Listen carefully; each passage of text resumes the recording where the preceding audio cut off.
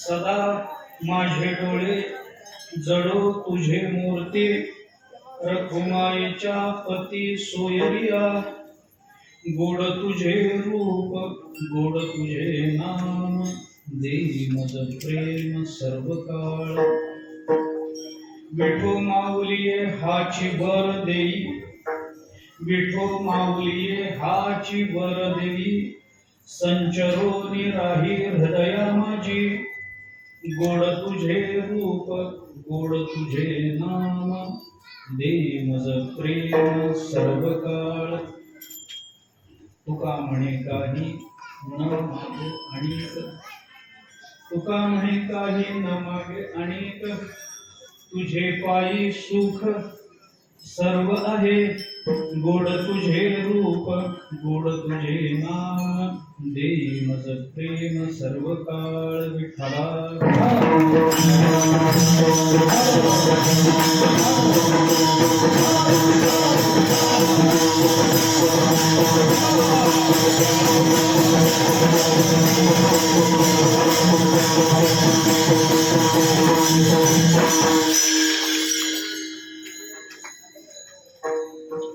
सदा माझे डोळे जडो तुझे मूर्ती, सदा माझे डोळे जडो तुझे मूर्ती. रखुमाईच्या पती सोयरिया गोड तुझे रूप गोड तुझे नाम दे मज प्रेम सर्व काळ.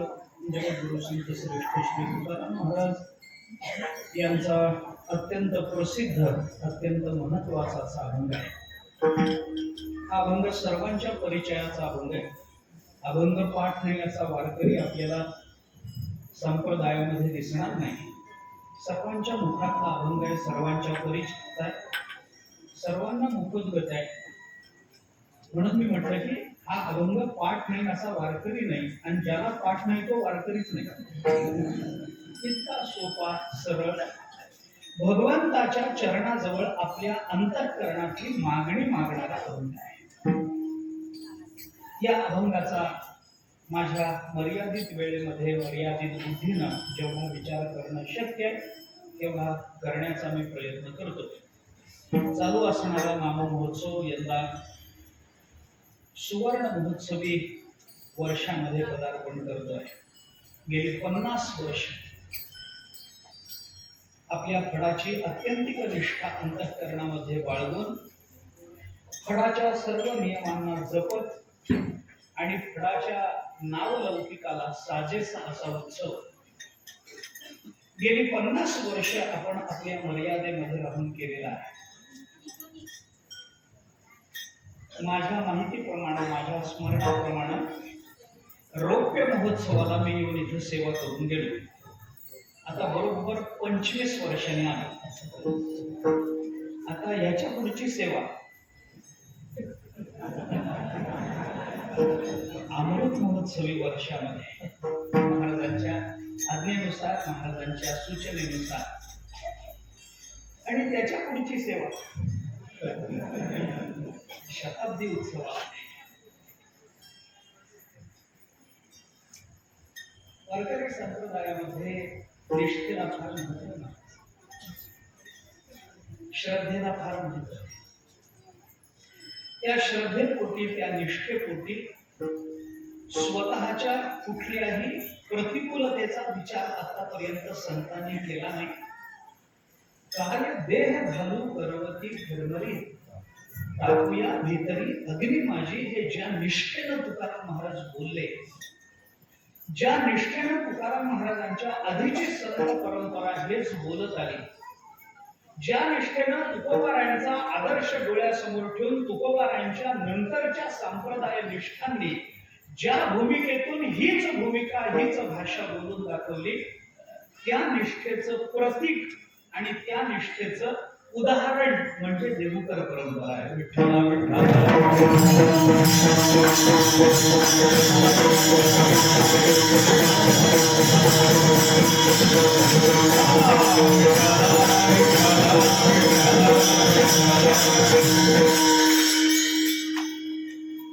त्या परंपरेची सेवा करण्याचं सद्भाग्य आपल्याला प्राप्त होतं.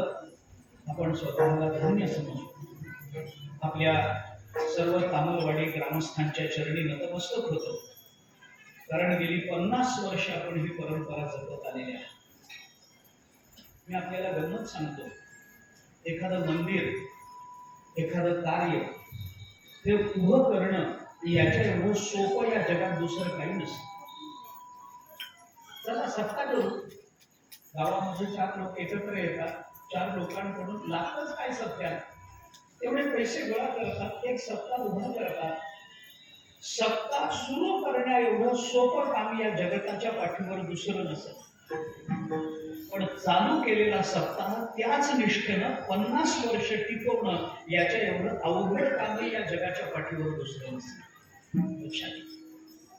सातत्य हा वारकरी संप्रदायातल्या संतांनी घालून दिलेला फार महत्वाचा मार्ग आहे, फार महत्वाचा गुण आपल्या संतांनी अधोरेखित केला. असणं वेगळं आणि सातत्य असणं वेगळं. आपण भगवद्गीतेचा विचार करू तर कुठलंही साधन आपण स्वीकारा, त्या सर्व साधनाला भगवंताने सतत या पदाची जोड दिलेलीच दिसून येते. सतत कर्म सतत कर अर्जुना, योग सतत कर, भक्ती सतत कर, सततम कीर्तयन्तो मां, सततम सततम. ज्ञानाच्या बाबतीत सातत्य, निष्ठेच्या बाबतीत सातत्य, वैराग्याच्या बाबतीत सातत्य. त्या सातत्याला आपल्या संप्रदायामध्ये फार महत्व आहे आणि ते सातत्य आपण संत वाङ्मयाच्या दृष्टीनं, तुकोबारायांच्या अक्षर संहितेच्या दृष्टीनं दाखवलेलं आहे. म्हणून आपल्या सर्वांच्या चरणी नतमस्तक होतो. तीर्थस्वरूप महाराज आज बसले. महाराज भेट टाळ घेऊन सर्वांच्या चरणी नतमस्तक होतो आणि माझ्या अल्पस्वल्प सेवेला मी प्रारंभ करतो. तुकोबारांचा मागणीपर प्रकरणातला अभंग आहे. या अभंगामध्ये तुकोबारांनी भगवंताच्या चरणाजवळ आपल्या अंतःकरणातलं मागणं मागितलंय आणि हे मागणं मागणारी 3च चरण, पहिलं, दुसरं आणि तिसरं, ही 3च चरण आपल्याला अभंगामध्ये दिसतात. आणि या 3ही चरणामध्ये तुकाराम महाराजांनी मागितलेल्या मागण्या वेगळ्या दिसत असल्या तरी त्या एकच आहेत. ऐका, तुकोबारा या अभंगामध्ये भगवंताच्या चरणाजवळ मागणं मागतात. काय कारण? थोडी प्रस्तावना करतो. मनुष्य मागणं का मागतो याचा कधीतरी आपण विचार करा. आपण मागतो नेहमी, पण या मागण्याच्या मागे आपल्या मनोभूमिका काय, या मागण्याच्या मागे मानसशास्त्र काय, या मागण्याच्या मागे आपल्या अंतःकरणाची, आपल्या बुद्धीची अवस्था काय, याचा विचार आपण केला पाहिजे. मनुष्य का मागणं मागत असेल? का मागणं? कारण जन्माला आल्याच्या क्षणापासून, मी बोलू आपल्याला, जन्माला आल्याच्या क्षणापासून आईच्या दुधाच्या मागणीसाठी जे रडणं सुरू होतं ते मरताना ऑक्सिजनच्या मागणीपर्यंत तेच रडणं चालू असतं. थांबत नाही मनुष्य. द्या द्या द्या द्या द्या द्या चालूच. हात कायम पसरलेला, कायम हात उलथा. असा हातच नाही दुसऱ्याला तंबाखू देतानाचा अपवाद जर सोडला की नाही तर हात असा नाही थांबणार. असाच आहे. काय कारण असेल? का मनुष्य हे मागत असेल? मला फार विस्तार त्याचा करायचा नाही, पण 2 कारण सांगतो. माणसाच्या मागणीच्या मागे कारण 2च. एक, माणसाला त्या वस्तूची गरज असावी आणि 2, त्याच्या जवळ ते नसावे. 2च कारण. एक एकमेकांना जोडलेली कारण सांगतो. अगदी सामान्य उदाहरण देऊन पुढे जातो. आपल्याला गरज असावी, आपल्या जवळ नसावं. गरज आणि अप्राप्ती या दोन्हीतून मागणीचा उदय माणसाच्या अंतःकरणामध्ये होत असतो. साधं उदाहरण, साधं बोलत जातो. मला ज्याची गरजच नाही ते मी कधीच मागणार नाही ना, कधीच मागणार नाही. आणि मला ज्याची गरज आहे पण जे माझ्याकडे आधीपासून आहे त्याची मागणी मी कधी करणार? मला गरज असावी आणि मला माझ्याजवळ ते नसावं तर मागणं माग. माझ्याजवळ जे आहे, एखादा भिकारी आपल्या दारात येतो आणि आपल्या दारामध्ये भीक मागतो. मायबाप भिक्षा, 2 दिवसापासून पोटामध्ये अन्नाचा कण नाही, मायबाप काहीतरी वाढा. मग घरातली माय माऊली चतकोर अर्धी भाकर घेते, त्याच्यावर काही कालवण ठेवते, ते भिकाऱ्याच्या पदरात टाकते. मला बस कुठंतरी सावलीला बसून एवढी भाकरी खा, पाणी पी, तुला बरं वाटेल. माय माऊली ती एवढी भाकरी कोकणात त्याला टाकते. भिकारी आपल्या दारात येऊन मागतो, हा आपला अनुभव आहे. का मागतो? कारण भूक लागली. हो, भूक लागली ना, अन्नाची गरज आहे त्याला, म्हणून तो भिकारी अन्न मागतो. मला सांगा, अन्नाची गरज फक्त भिकाऱ्यालाच आहे आणि श्रीमंताला नाही का? अन्नाची गरज भिकाऱ्यालाच आहे, श्रीमंताला नाही. भूक फक्त भिकाऱ्यालाच लागते का? श्रीमंताला लागत नाही का? अहो, गरीबाला फक्त अन्नाचीच लागते, श्रीमंताला कशा कशाची लागते कुणाला माहिती. गरीबाला अन्नाची भूक लागते. गरीब मनुष्य अन्न मागतो. मला सांगा, एखाद्या वेळेला तरी एखादा करोडपती मनुष्य आपल्या दारामध्ये लांब लचक गाडीमधून उतरला आणि दारामध्ये नाही बा भिक्षा वाढा असं तरी बघितलंय तुम्ही? अन्नाची गरज गरीबालाही आहे, अन्नाची गरज श्रीमंतालाही आहे. भूक दोघांनाही लागते, गरज दोघांनाही आहे. पण गरीबाच्या घरी अन्न नाही म्हणून त्याला मागावं लागतं, आणि श्रीमंताची बायको पंचपक्वान्नाचा स्वयंपाक करून तयार होऊन बसली, साहेब कधी येतील, मालक कधी येतील, अन्न वाढायचं. गरज दोघांनाही आहे, पण एका जवळ प्राप्ती आहे, एका जवळ अप्राप्ती आहे. ज्याच्या जवळ अप्राप्ती आहे तो माग. गरजच जर नसेल, मनुष्य मागणारही नाही. मला ज्याची गरज नाही ते मी मागणार नाही. मला कोणी दिलं तरी ते घेणार नाही, कारण मला त्याची गरजच नाही. मी जर तुम्हाला आता विचारलं, इथे कीर्तनामध्ये तुम्ही बसलाय, वाटी वाटी विष खाता का? हो म्हणता का तुम्ही? अरे तुम्हाला गरज नाही महाराज त्याची, कोण अपेक्षेने त्याच्याकरता हात पसरतो? आमचे एक मित्र महाराज परदेशाला गेले, तिथून राहिले 5-7 वर्ष. त्यांचं काय काम होतं, ऑफिस जे काही असेल गेले, काम झालं त्यांचं. 5-7 वर्षानंतर परत आल्यानंतर आषाढी वारीच्या तोंडाशी आले. आषाढी वारीला पंढरपूरला आले. आल्यानंतर भेटायला म्हणून आले. आमच्या गप्पा झाल्या, कधी आला, काय नाही, काम झालं का, कुठं राहत होता, किती पैसे मिळाले, अमुक काय तमुक काय, तिथलं वातावरण कसं, इथलं कसं, काय चर्चा असायची. आपल्याला काहीच माहित नाही, विचारायचं. सगळं बोलून झाल्यानंतर त्या परदेशातून आलेल्या त्या आमच्या मित्रांनी खिशामध्ये एक बाटली काढली, माझ्या समोर ठेवली. त्यामुळे महाराज परदेशातून येताना खास तुमच्याकरता आणलं. काय? त्यामुळे महाराज अजून हे औषध भारतात आलं नाही, जगामध्ये सगळीकडे मिळत नाही. नुकता नवीन नवीन या औषधाचा शोध लागलाय. कशावरच औषध?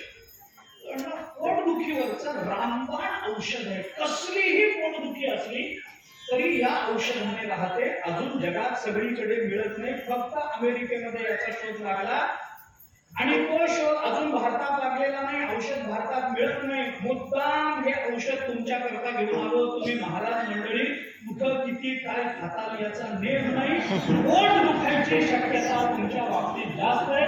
औषधाची बाटली तुमच्याकरता घेऊन आलो, त्याची सद्भावना मान्य आहे. मी म्हणलं औषध कशाचं? ते म्हणले पोटदुखीवरचं. मी म्हणलं माझं दुखतच नाही त्याची वाटत.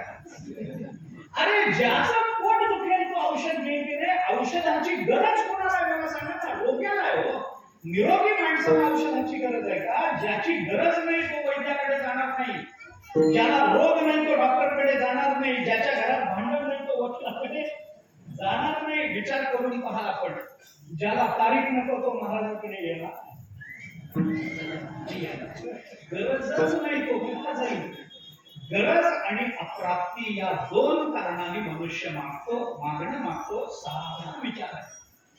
मला याच्यात अडकायचं नाही. मला प्रश्न असा उपस्थित करायचा आहे की गरज आणि अप्राप्ती याच्यातूनच जर मागणी उदयाला येत असेल तर तुकोबारायांना कशाची गरज होती आणि तुकोबारायांना काय अप्राप्त होतं मला सांगा. कशाची गरज होती तुकोबारायांना? तृप्त जीवन. अरे ज्यांच्या परिपूर्ण जीवनाचा हेवा भगवंतानी करावा इतकं परिपूर्ण जीवन तुकोबारायांचं. काय जीवनामध्ये कमी होतं सांगा? काय दुःखी होऊन तुकोबाराय बसले होते कधी की मला अजून संसारातली गाडीच मिळाली नाही, अजून घरच मिळालं नाही, अजून माझ्या मुलांचीच लग्न झाली नाही.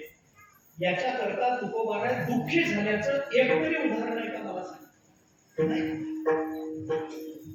काय सांगू मी आपल्याला? मला कधी कधी आश्चर्य वाटत आहे, कधी कधी फार आश्चर्य वाटतं महाराज. अहो हातामध्ये ज्ञानेश्वरी, हातामध्ये गाथा घेतलेली माणसं प्रपंचाच्या नावानं रडूच कशी शकतात मला कळत नाही. ज्याच्या हातात गाथा आहे त्यांनी प्रपंचाकरता रडावं, ज्याच्या हातामध्ये ज्ञानेश्वरी आहे त्यांनी प्रपंचाकरता रडावं. अरे गाथा ज्ञानेश्वरी म्हणजे आनंदाचं निधान आहे, निधान. आनंदाचा ठेवा आहे तो घ्यायचा मांडीवर आणि रडायचं. पोरांनीच हाकलून दिलं. अरे गाथा हातात घेऊन हे असं ज्याच्या हातात गाथा आहे तो रडतो, हेच मुळात चुकीचं आहे. जर तो रडेल तर फक्त देवा करता रडेल, तुकोबारांच्या भेटी करता रडेल, नाही तर रडण्याचं कारण नाही महाराज. माणसं रडतात. मला त्याबद्दल काही म्हणणं नाही. तुकोबारांना असे प्रसंग कधी दिसले मला सांगा ना. काही नाही, परिपूर्ण जीवन आहे, तृप्त जीवन आहे. काय नव्हतं त्यांच्याकडे. कृत्य झालं, इच्छा केली ते पावलो, तुकोबाराय बोलतात. तृप्त जीवन, परिपूर्ण जीवन. जरा विषयांतर होईल पण एक दोन वाक्य बोलून जातो ना. समाधान, आनंद, तृप्ती, सुख हे जे शब्द आहेत की नाही, हे शब्द मुळात संसारातले शब्दच नाही. हे संसारातले शब्द नाही. हे संसारात शोभतच नाही. एखाद्या सांसारिक माणसाला विचारून बघा कसं चाललंय. तो जर म्हणाला आनंद आहे तर 100% खोट आहे. अरे संसारातला शब्दच नाही बाबा. हे शब्द संसारात शोभणारे शब्दच नाही. हे परमार्थातले शब्द आहेत. ज्यांनी परमार्थ करावा ना त्याने म्हणावं आनंद. ज्यांनी परमार्थ करावा त्याने म्हणावं समाधानात आहे, सुखात आहे, तृप्त आहे म्हणून त्याने म्हणावं. सगळ्यांनी धाडस नाही सगळ्यांनी. आपल्याकडे सांगतात ना, गाईचं दूध, म्हशीचं दूध, शेळीचं दूध आपण काढतो ना, त्याला एक भांड लागतं. चरबीमध्ये पितळ्याच्या म्हणा, स्टीलच्या म्हणा, बिल्लामियमच्या, जर्मनच्या, अल्युमिनियमच्या भांड्यामध्ये दूध काढतो. हे दूध त्या भांड्यामध्ये काढतो, तापवतो, विरजण लावतो, हे सगळं होतं. हे दूध त्या भांड्यात टिकतंय. पण वाघिणीचं दूध जे असतं की नाही, ते असल्या भांड्यामध्ये टिकत नाही. वाघिणीचं दूध असल्या जर्मनच्या, स्टीलच्या भांड्यात टिकत नाही. त्या दुधामध्ये अशी ताकद असते म्हणे की त्या सामर्थ्यानं ते दूध असल्या भांड्यांना छिद्र पाडून खालून निघून जातं.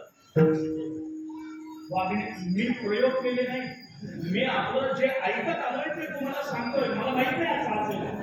हे लोक सांगत आले म्हणून मी सांगतोय. तुम्हाला इच्छा असली तर तुम्ही जाणे, तुमचे प्रयत्न जाणे, पुण्यतिथीचं कीर्तन माझं. मी जे ऐकत आलोय ते मी सांगतो. जे ऐकत आलो ते सांगतो. वाघिणीचं दूध अशा पितळ्याच्या कासंडीमध्ये टिकत नाही. स्टीलच्या, जर्मनच्या, हिंदालियमच्या भांड्यामध्ये वाघिणीचं दूध टिकत नाही. त्याला छिद्र काढून खालून निघून जातं म्हणे. पण त्या दुधाला भांड जर वापरायचं असेल तर सोन्याच्या भांड्यामध्ये वाघिणीचं दूध काढावं असं सांगतात. सोन्याच्या भांड लागतं त्याला, सामान्य भांड चालत नाही. सोन्याच्या भांड्यामध्ये ते दूध टिकतं. तसं आनंद, तृप्ती, समाधान, सुख हे जे शब्द आहेत ना, हे असे संसाराच्या भांड्यात टिकत नाही. हे संसाराला कधी छिद्र काढून खालून निघून जातील कळायचं नाही आपल्याला. त्याच्याकरता परमार्थाचं भांड लागतं तर त्याच्यामध्ये हे दूध टिकतं, नाही टिकत नाही ना. शब्द बोलावे, तृप्तीची भाषा बोलावी तुकोबारायांनी, आनंदाची भाषा बोलावी नाथ महाराजांनी, समाधानाची भाषा बोलावी नामदेवरायांनी, परिपूर्णतेची भाषा बोलावी गोरोबा काका तुकोबारायांनी. महाराज काय धाडस आहे कोणाचं दुसऱ्याचं? काय धाडस आहे? तुकोबाराय तृप्त आहे, त्यांना काही कमी नाही, तृप्त परिपूर्ण. काम नाही, काम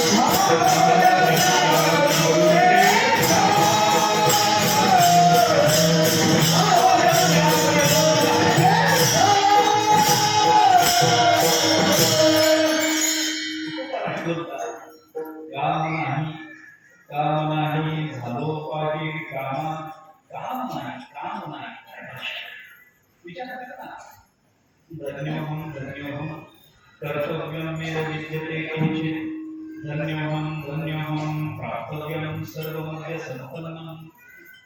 आम्हाला काम राहिला नाही अंतःकरणामध्ये, काही मिळवण्याची आसक्ती राहिली नाही. काम या शब्दाला दोन अर्थ आहेत. संस्कृतामध्ये काम शब्दाचा अर्थ आहे प्राप्तव्य, जे मिळवायचंय त्याला काम म्हणतात. आणि मराठीमध्ये काम शब्दाचा अर्थ आहे कर्तव्य. ज्याच्या जीवनामध्ये काही प्राप्तव्य राहिलेलं असतं त्यालाच काही कर्तव्य असतं. ज्याला मिळवायचंच काही नाही त्याला कसलं काम आलं, कसलं कर्तव्य काही नसतं. कर्तव्य हे नेहमी प्राप्तव्यावर अवलंबून असतं. जाऊ द्या, सोडून द्या, मला ते लांबवायचंय नाही. मी काही आपल्याला झोप लावायची जबाबदारी घेऊन आलो. मला आपलं तुकोबारांच्या शब्दाला आधारानं काहीतरी थोडस बोलायचंय, फार बोलणार नाही. काम नाही संस्कृत म्हणून काम नाही मराठी. आम्हाला कामच नाही, काही इच्छाच राहिली नाही. गेले आशापाश निवारुनी बोलतात, नभक्ता इसे जाणा गेलेली उदास. गेले आशा पाश, सगळ्या आशा संपून गेल्या. मिळवण्यासारखं असं जीवनामध्ये काही राहिलंच नाही ना महाराज. तृप्त जीवन आहे, परिपूर्ण जीवन आहे. अरे काय कमी झालं, जास्त झालं, आम्हाला तुकोबारांनी नाही.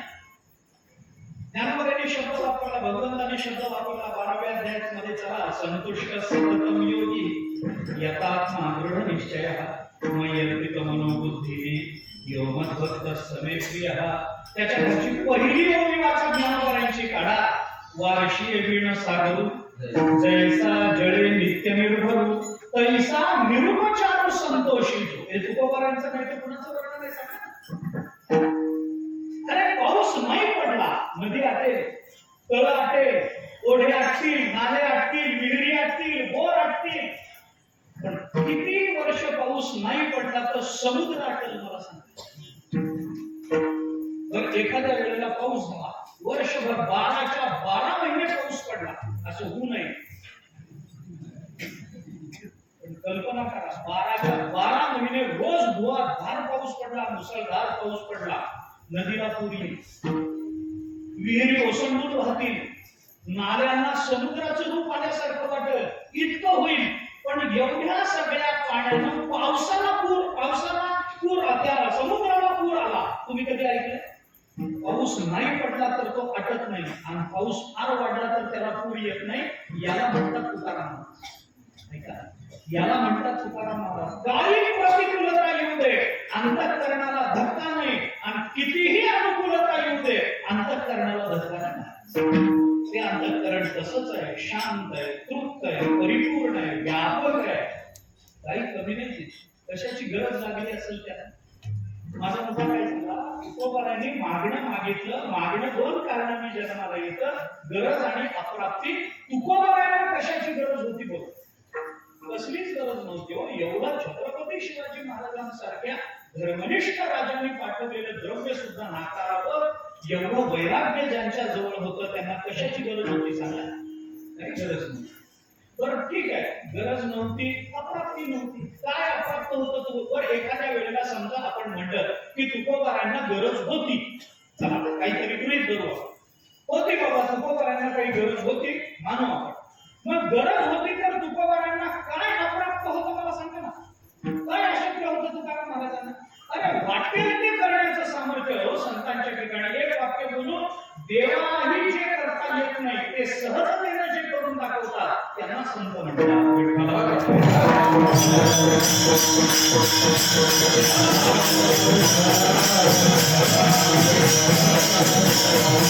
आम्ही त्याची कल्पनाही करू शकत नाही अशा गोष्टी संतांनी आम्हाला करून दाखवल्या. काय अशक्य आहे त्यांना?